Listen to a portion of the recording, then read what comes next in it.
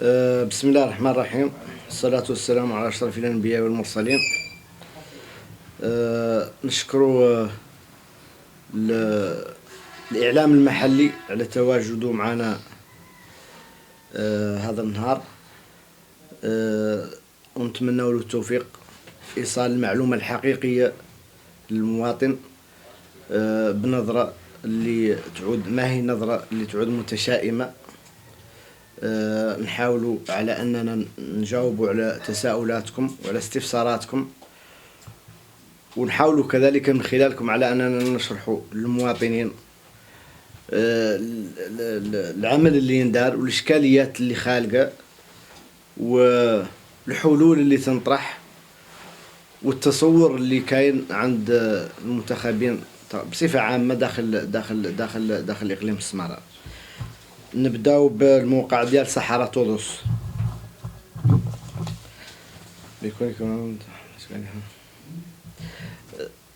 شكرا للموقع الإخباري صحراء طودوس. كاين الملفات كيف تعرفوا على أنه الملفات خالقة أولويات. الملف اللي يشغل الجميع، اللي يشغل المنظومة المحلية ككل وعلى رأسها السيد عامل الإقليم، هو الملف ديال السكن ديال فئات الهشة داخل الإقليم. السكن ديال مخيمات الوحدة اللي كثر عنه الحديث قبالة، وكانت فيه مسؤولية سياسية ديال الأحزاب السياسية كاملة وديال الجميع، ولكن كاين ظريف في ذا الوقت اللي ذا هو خالقه اهتمام به كبير، وخالقه خطوات اللي يشهدها إلى رادها الله المواطن فيه إلى رادها الله. هذا الملف اللي عمر قبالة كيف قلنا ديال ساكنة ديال مخيمات الوحدة. وانا ما نبغي نميز بين ساكنة مخيمات الوحدة وساكنة الإقليم. فعلا على أنها وحدة عاد لها 31 عام، ولا عاد لها أكثر من 91 وهي ساكنة في الظروف. يعني هذا ملف ديال الجميع، ما فيه مزايدات سياسية، ما فيه. هذا ملف اللي ما خالق حد كانوا ما يتمنى على أنه ينفك. هذه المسألة ماشية بخطى جد متقدمة، ونتمنى إلى رادها الله عما قريب إلى رادها الله على أنه يتم الحلحلة ديال ذا الملف شي بشي. كيف تعرفوا السكن ديال المخيم كاينه 2800 وحدة سكنية، وجدت منها 2100. خالق الإشكال ديال الفروع اللي تفرعت عن هذه العائلات اللي هي، واللي يلتا حتى هي على أنها تجبر هذا السكن اللي هو حق من حقوقها. هذا الموضوع اللي هو يلت وينقبض بنوع من الصرامة، ويلت أي عملية ديال الاستفادة اللي تبدأ يلت تعود فيها شروط صارمة.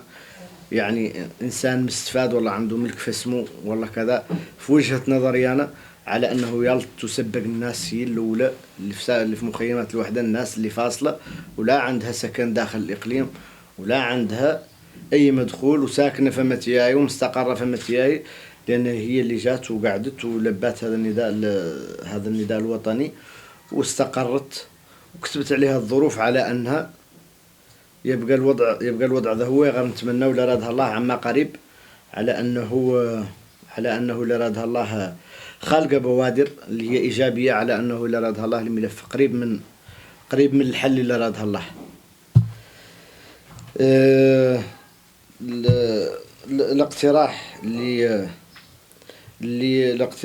الاقتراح يجب دفع ملف آخر، خلق السكن ديال فئات الهشة داخل إقليم السمارة. السكن ديال الفئات الهشة داخل إقليم السمارة هذا مطلب كذلك الجميع، لأنها خالقة ساكنة جات في 91، وخالقة ساكنة اللي كانت مستقرة من زمن الاستعمار الإسباني، وخالقة ساكنة اللي عمرت السمارة أكثر فأكثر. وهذه الناس اللي خاص ينقبض معيار وتعود أمورها مخدومة بصرامة وتستفاد من السكن لأنه حق ديالها. اللي نبغي نقول على أن هذه الملفات على أنها وصلت لمراحل متقدمة، يعني عاد لي تدخل في المراحل ديال ديال الإنجاز. كيف ترى الحضور ديال البرلمانيين بالسمارة؟ الحضور ديال النواب البرلمانيين ديال السمارة حضور متميز، لا حضور الأخ مولاي زبير حبدي ولا حضور الأخت لاله فاطمة سيدة، من غير هاي الفترة اللي هي في حكم مولانا عنها في عظم، عندها ظروف اللي الجميع يعرفها، ولكن نأكد على أن النواب البرلمانيين ديال السمارة ما قد تخلاو في ذي الولاية اللي كتب مولانا على نعودوا فيها، ما قد تخلاو الساحة خاوية أبدا، لا داخل الجلسة العامة ولا داخل اللجان. يعني كاين عمل، كاين تنسيق اللي هو مشترك، وكاين تنسيق في الملفات، خالق نتائج اللي رادها الله، اللي هي نتائج اللي تظهر والأمور تجي في وقتها. كاين السؤال ديال هذا المولود الجديد اللي هو الصحراء الإخبارية، نتمناو لها التوفيق إلا رادها الله، ونتمناو على أن هذا الإعلام المحلي على أنه يستفاد من هذا الدعم العمومي، وهذا الملف هم اللي نوعدوا إلا رادها الله بالترافع عنه إلا رادها الله مركزيا، لأنه الجسم الإعلامي هو اللي يكمل على ذا كامل، اللي تعدل الإدارة ولا اللي عدل المنتخب ولا ذا. السؤال ديال السمارة الإخبارية، الأسئلة الشفوية داخل البرلمان. الأسئلة الشفوية داخل البرلمان عندها طريقة اللي تتم بها. الفروق الكبارات، يعني احنا نتكلم عن الفريق ديال الأصالة والمعاصرة، احنا 87 نائب برلماني. الجلسة العامة تعود من الاثنين للاثنين.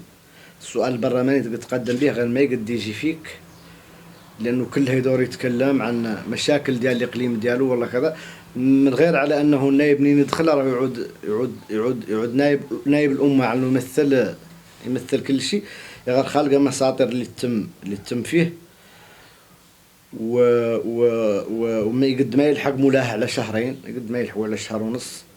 وكذلك من غير طبيعة السؤال إلى ما عاد سؤال استعجال، إلى ما عاد شي حاجة اللي عندها صبغة اللي هي مستعجلة.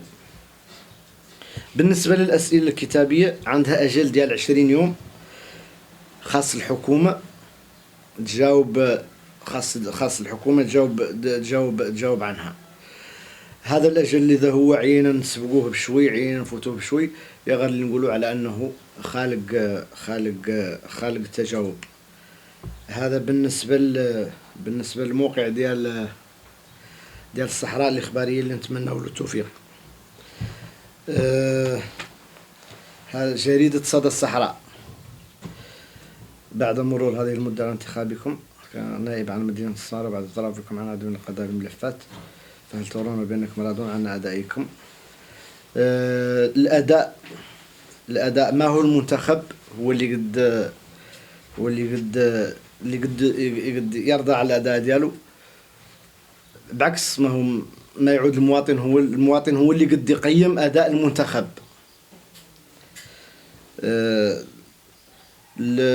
نحن نحاولوا على أننا نخدموا على أننا نحركوا الأسباب على أنه يعود، نتمنوا على أنه دائما الكمال يعود على الله، الكمال على مولانا، يغير الأسباب اللي منها كامل قد يحرك في أي ملف من الملفات اللي تعني ساكنة السمارة. نحاولوا دائما على أننا نعودوا حاضرين فيه بقوة، لا داخل البرلمان ولا في اللقاءات مع السادة الوزراء ولا داخل أشغال اللجان، لأنه اللجان ربما عادت اللجان سرية، يغار يتم نقاش ويتم دفاع كبير عن السمارة. هذا نقد نأكدوا لكم عنه من طرف النواب كاملين، والنتيجة نتمنوا على المواطن يرضى عنها. النتيجة ما تقد تظهر في ذي المدة ديال عام ونص، يا غير خالقة ملفات اللي من نحن خالقة ملفات اللي مشات بالطريقة اللي باغين، وخالقة ملفات اللي مازلنا نناضلوا ومازلنا نترافعوا عنها ومازلنا شغالين عليها كاملين. هذا بالنسبة لصدى الصحراء. بالنسبة لجريدة أخباري، إشكالية ترخيص البناء. هذه الإشكالية أنا ما نقد نسميها على أنها إشكالية. هذه التراخيص ديال البناء ربما على أنها عدل فيها المجلس الجماعي، وكذلك بصفتنا عضو فيه، عدل فيها وعدل واحد الشباك وحيد اللي فيه الوكالة الحضارية وفيه المجلس الجماعي وفيه عمالة الإقليم. ذاك من العجلة في التراخيص يقد يؤدي لياسر من المشاكل إلا ما قبضت مساطرها. منين ما تقبض مساطرها يقدر يبني قاع على أرض ماهلو، يعود عاقب ذاك المشكل اللي مثل المجلس الجماعي قد يعدلو، مثل قد يعطي فيه شيء.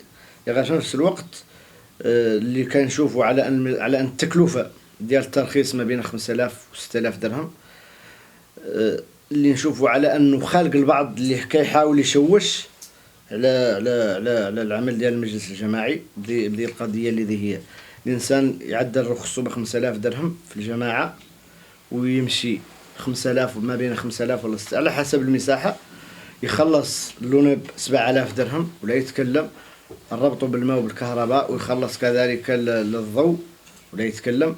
إذن هذا المجلس الجماعي بحالاش بغيناه يخدم إلا ما عادت عنده مداخيل. منين ما تعود عنده مداخيل راه ما يقد يشتغل ولا يقد يعدل شيء يسوى هو شنو. موضوع الإساءة للشيخ سي أحمد الرقيبي وأحداث متحف الذاكرة الحية، هذا موضوع اللي توعد لنا به السيد الوزير على أنه لا راد الله، على أنه ليعود هنا تياهي. الحصيلة ديال العمل النيابي مازالت المدة الانتدابية عطانا الله الصحة والسلامة، مازالت فيها قريب من 4 سنوات، زاز منها عام وزيادة، قريب من 4 سنوات باقية. اللي قد يرضى هو المواطن. غير من خلالكم نبغي نبين كذلك على أن النائب البرلماني على أنه الدور ديالو محليا،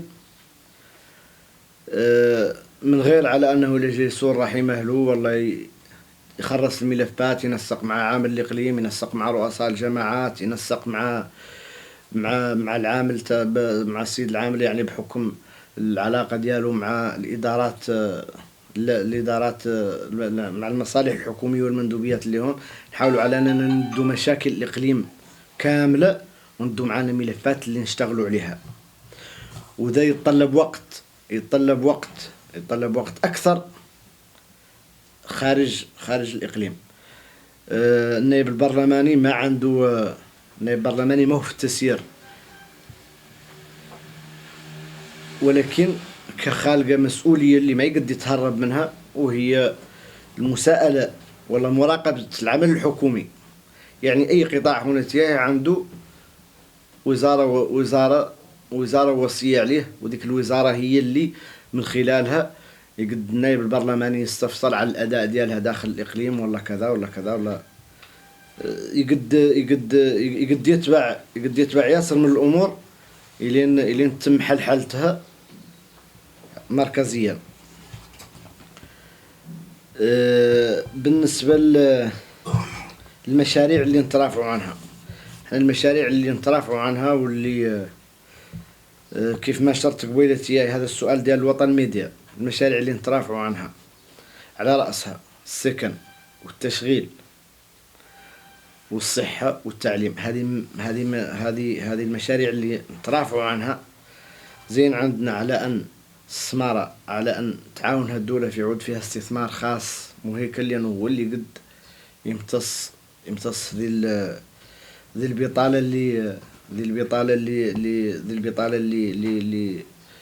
اللي خالقة في صفوف الشباب، واللي نتمناو إلا رادها الله من عند الله تبارك وتعالى على أنه يوفقنا مولانا في الحالة ديالها. لأنه إحنا اللي علينا نشتغلوا مركزيا، يا غير منين تجي إمكانيات ولا ذا، راه اللي راه المسؤول المحلي، راه هو اللي ينزل السياسة المحلية. اللي يعنينا هو المراقبة ديال العمل الحكومي، الدبلوماسية البرلمانية والتشريع. يعني هذو المحاور هما اللي والمراقبة ديال العمل الحكومي. هذا هو الدور ديال النائب البرلماني بالأساس، ونحاولوا نتمناهم عند الله تبارك وتعالى أن نعودوا عند حسن ظن هذه الساكنة اللي انتدبتنا، كان نلحوا صوتها ونحن نسبوا في اللحو صوتها، وعلنا نعرفوا بها وعلنا نعرفوا بمشاكلها.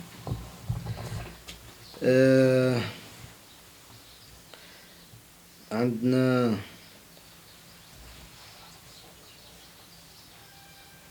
كاين هنا هي صحارة تونس أين وصل ملف السكن، واقترح يجب الدفع بملف آخر، وهو الملف ديال المواد المدعمة ولا الزون. يعني هذا مرتبط بغلاء ديال الأسعار. هذا الملف ديال الزون السلطات الإقليمية تطلب فيه دائما الزيادة، والسيد العامل مشكور على المبادرات ديالو، يقوم بمبادرات ويدفع ملفات وذا. غير هذا الملف عاد ربما عقب هذا الشيء ديال السجل الاجتماعي وعقب ياسر من الأمور، الدولة تفكر بطريقة اللي يستفاد منها المواطن، بطريقة اللي هي تعود مباشرة، بطريقة تعود مباشرة. كاين عندنا حضور ديال البرلمانيين بالسمارة مقارنة بالفترة السابقة. هذه الفترة نتمناو على أنها إلى رادها الله على أنها تعود فيها حلول. النائب البرلماني ما يمكن له على أنه يستمر بالبقاء داخل الإقليم، لأنه أنا نقول على أنه النائب البرلماني اللي يقعد داخل الإقليم يالت الناس تقول له مشي تخدم، ما يالتو يقعد هنا تياهي، لأنه هو العمود الفقري ديال الدفاع عن ملفات الإقليم كاملة. وهذا هو سبب تواجدنا دائما خارج الإقليم. هذا الملف اللي هو شائك، ملف اللي ربما إلى قعد المنتخب، إلى قعد النائب البرلماني هون، وهذه كانت سياسة كان يمارسها بعض المنتخبين، والله أعلم على أنه يتقالع مع الناس شي ما هو له. احنا نتمنى على أننا ما يدخلنا شيء ما هو لنا. نتمنى على أن هذه المواد تقبضها الناس اللي تستحقها. نكرر ونقولها ونكررها على أننا نتمنى على أنها الناس اللي تستفاد من هذه المواد على أنها تعود الناس اللي تستحقها وتلحقها، وعلى أنها يعالجوا بها ملفات اجتماعية، لأنه فيها تراكمات في السلطة الإقليمية، عامل يورثها من عامل يا غير خالقين ربما منتخبين اللي نتمنوا على أنهم تعود عندهم الجرأة السياسية، اللي هم اللي يستفادوا من هذه الملفات اللي هي، وهم اللي تقول الساكنة على أنهم قاعدين معها، وهم اللي كذا وهم كذا. نتمنوا على أنهم تعود عندهم الجرأة السياسية ويقدموا تنازلات عن هذه المواد اللي يستفادوا اللي يستفادوا منها. أموال بصدق وبأمانة نقول لكم على أن هذو المنتخبين اللي طلعوا جداد راه ما يقدي لهم حد في المدة ديال سنة ولا سنة ونصف. خالق اللي يقول على أنه راه كان قاعد فلان راه قاعد في السمارة، فلان راه ما يمرق من السمارة، فلان اللي عاد لي يعطي شي للسمارة وقاعد في السمارة، راه في نفس الوقت راهم اللي قاعد مستفاد على ظهره للسمارة ويعطيهم الفتات من ذاك اللي يقبض هو من السمارة. هذه النظرة مليالة الناس على أنها ما تجهلوا، يالتكم انتم كإعلام محلي على أنكم كتبحثوا على المعلومة، يالتكم على أنكم تبحثوا وتتحروا وتقيموا فعلا أداء ديال المنتخبين وتقارنوهم. ما يقد حد يسفه المراحل السابقة، ما يقد حد يسفهها، ولكن كاينة أمور اللي واجبكم انتم كمهنيين على أنكم تنقلوها، وعلى أنكم تنقلوها للمواطن، تنقلوها له بأمانة. خالق أسئلة ثانية اللي كيسولوا عنها، مرقب تساؤلات ثانية نسمعوها مرقب ذو قضية ديال قضية نرجعوا للقضية ديال السكن. وياك يعرف الجميع على رأس الأولويات ديال الناس اللي نطلبوا من الجميع على أنه يعود. تصور راهو كاين والإرادة كاينة والعمل خالق. هذا نبغوا نركزوا لكم عليه، على أنه تصور كاين والعمل مشترك على أنه راهو خالق، خصوصا على أن المدينة تقريبا جهد اللي فيها الجهد المنتخبين اللي فيها تماول 3 أحزاب اللي هما كاينين في الأغلبية. الرؤية اللي كاينة في الملف ديال السكن خالقة برامج اللي نشتغلوا فيها، اللي كمل التصور ديالها، وتقريبا الشركاء اللي يولود لهم ياك يمولوها، لا جهويين ولا محليين ولا وطنيين، على أنهم ما عندهم مشكل في شيء اللي يجي للسمارة. وبهذه المناسبة نحيو السلطات الإقليمية على رأس السيد العامل، وجهويا السيد والي العيون ورئيس جهة العيون، وعلى المجهودات اللي نحاولوا على أنهم يعاونونا فيها، وفعلا معاونين بها. والجميع يأكد على أن السمارة على أنها أولوية. هذا الملف ديال السكن كيف تعرفوا، كان السنة الماضية كنا نتكلموا عن اقتناء جماعة ديال السمارة العقار اللي كانت فيه 200 هكتار، اللي نحاولوا على أنه يلبي رغبة الساكنة كاملة ديال السمارة بدون استثناء. وتم وفق معايير اللي تعود مضبوطة. التصور ديالنا كذلك عندنا امور اللي بنينا عليها، واللي فيها قواسم مشتركة اللي تربطنا مع بقية الشركاء الثانيين، على أننا السمارة نحاولوا على أن ما يمكن على أنها تعود قطب سياحي. هذا مطلب، هذا دفاع اللي ندافعوا عنه، واللي فيه أسئلة وفيها أجوبة مؤخرا كانت ديال وزارة السياحة، على أن السمارة إلى رادها الله على أنها عندها مستقبل اللي تعود سياحية. نعرفوا على المواطن عجلان، والدور ذا اللي يقبضوا بالعجلة يغير مولي راه ما خالق شي سهل، يغير ديما ما خالق شي مولي اللي هو واعر. هذه عام ونص تقريبا اللي زازت من عمر هذه المجالس الذي هي كان فيها إجماع، وإجماع كبير، لأنه الإجماع ربما يعود نوع من أنواع الديمقراطية. نحن كمنتخبين ديال حزب الأصالة والمعاصرة داخل الإقليم، اللي نعتبروا رؤوسنا وما نقدروا نتهربوا من مسؤوليتنا، نعتبروا رؤوسنا نحن هم القوة السياسية الثانية داخل إقليم السمارة. نحاولوا على أن نشتغلوا مع الجميع بدون استثناء. هذا الإجماع اللي شهدته، اللي كيكون دائما هذا الإجماع اللي نبغي نلحق على أنه راهو على للمصلحة العامة، واحتراما للرغبة ديال الساكنة، لأنها الساكنة منين تختار، منين تتخطى الانتخابات يلط على أنه يبدأ العمل. يعني ماني لي نقبض صاحبي نعثرو، يكانوا نفشل، يكانين نصطاد أخطاؤه، يكانين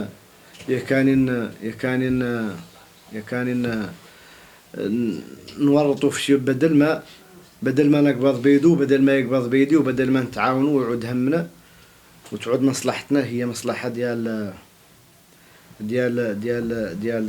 ساكنة السمارة. خلقة مسألة ثانية واللي نبغي ننبه لها، بعض رؤساء الجماعات الترابية في السمارة، نبغي نقول لهم على أنهم ينسقوا مع الجميع. كاينين نواب برلمانيين زملاء اللي في المستوى، كاين عامل الإقليم اللي هو يحتوي ذا كامل وينسق فيه، ولكن نتمناو على أن الحسابات السياسية ضيقة، وعلى أنهم يفتصلوا معها.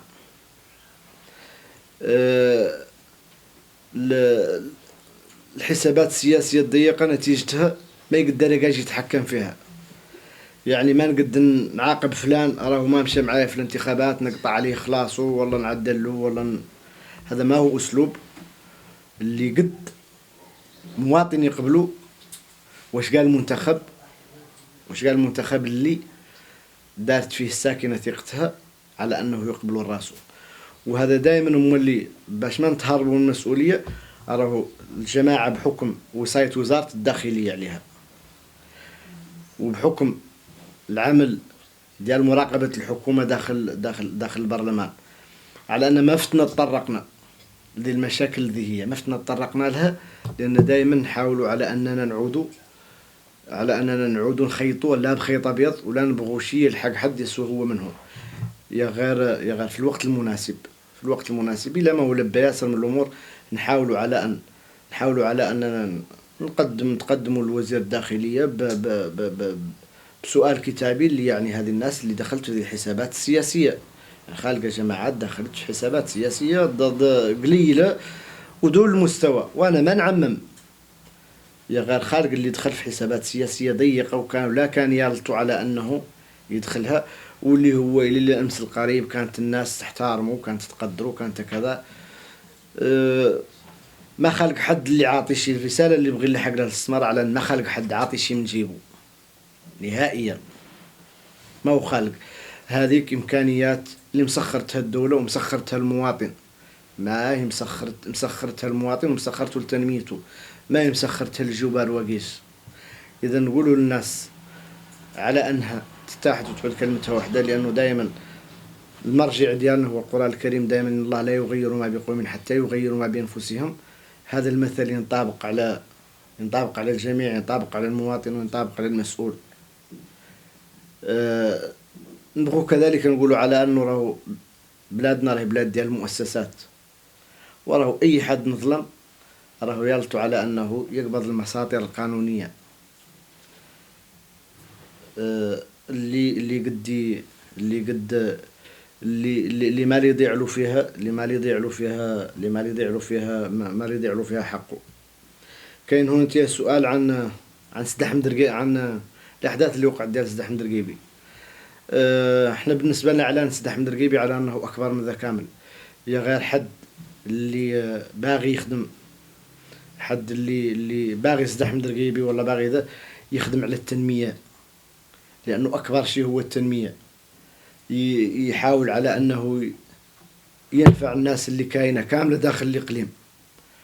هذاك هو العمل وهذاك هو الدفاع عن سيد أحمد رقيبي. سيد أحمد رقيبي أكبر من المزايدات كاملة. حد اللي باغي يشتغل سيد أحمد رقيبي يشتغل، ياك تعود جامعة معدلة باسمه. سيد أحمد رقيبي مكرم البارح في مكناس، مسمي أكبر ساحة في مكناس مسمي عليه. مشاريع في زاوية عبد السلام بالمشيش كذلك دار الضيافة وسمات عليه. هذا بالنسبة للمسائل الاعتبارية.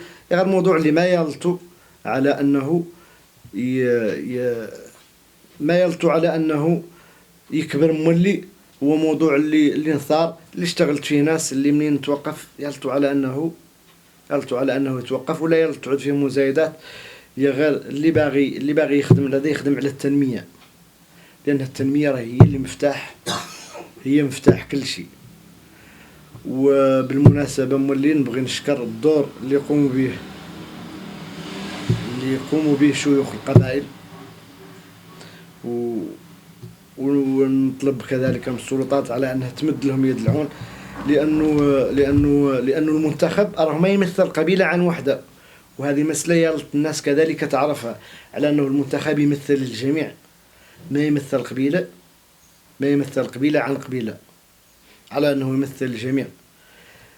يا غير الأدوار اللي يقوم بها الشيوخ نتمنوا على أنه كذلك يجبروا الدعم من عند الجميع، وعلى أنها تنفك الأمور اللي تجي على يديهم، لأنها خالقة أعراف اللي خالقة في الإقليم اللي ما يلط المنتخب على أنه يساهم فيها. غير ما يلطوا على أنه يدخلها على انه يدخلها، والله على انه والله فلان راه يجي راه غادي يعطي دية والله راه كذا، لانها عيات من مرات هذاك الامور حصريه.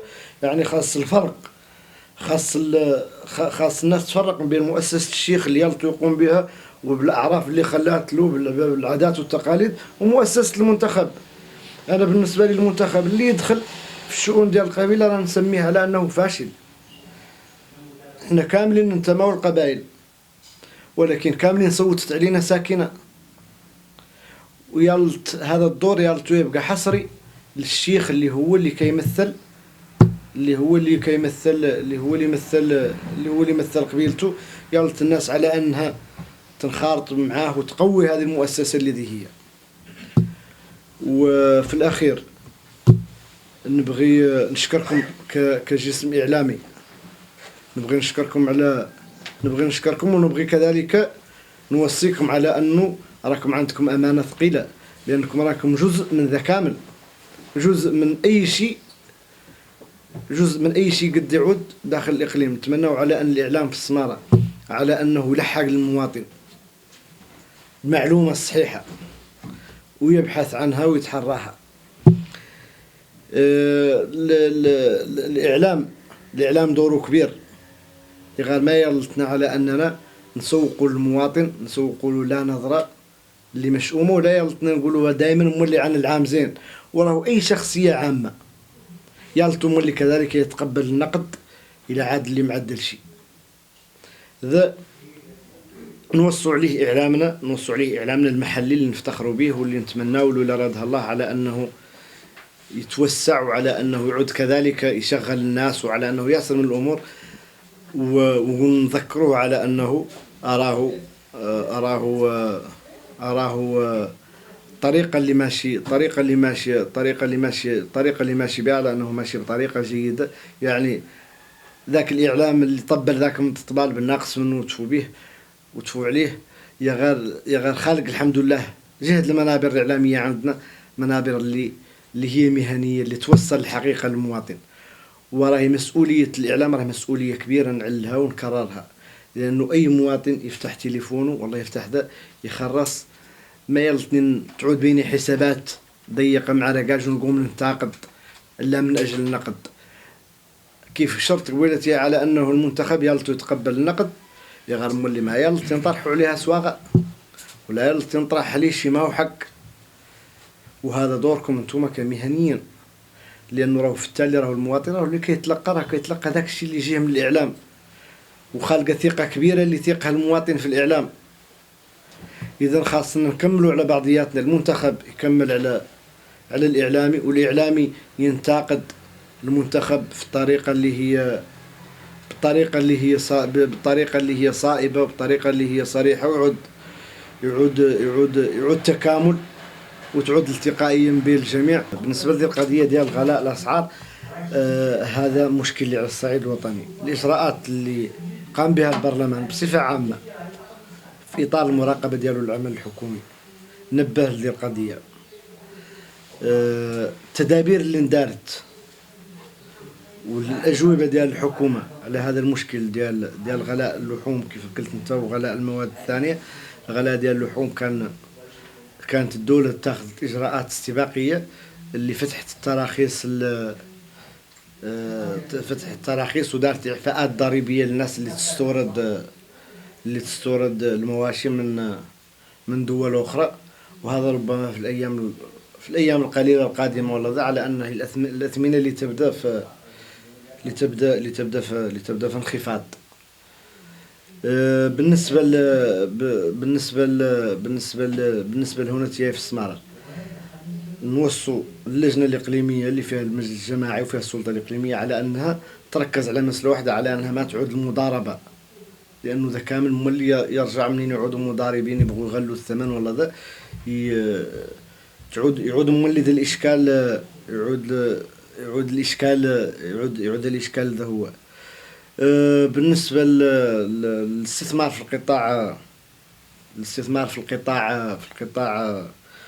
الصحي داخل الاقليم والمصحات وكذا، هذا نشوفه على انه حل، وهذا عنده ارتباط بسؤالك عن قضيه التراخيص على أنها عندها علاقة. الجميع مركز على أنه يشجع الاستثمار في السمارة. الجميع الاستثمار في القطاع الصحي نحن نشوفه على أنه يقد على أنه يعاون في العرض، يعاون في هذا النقص اللي حاصل في العرض الصحي، على العلم أنه راهي الأمور راهي في السمارة من قد التجهيزات ولا من قد ذا.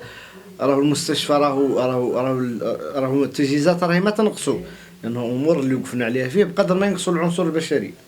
العنصر البشري فيه إشكال وطني. نحن كنا مؤخرا كنا برلماني ديال السمارة، تواصلنا مع وزير الصحة، تواصلنا مع الكاتب العام ديال الصحة، حضور منبر محترم من المنابر الإقليمية ديال السمارة.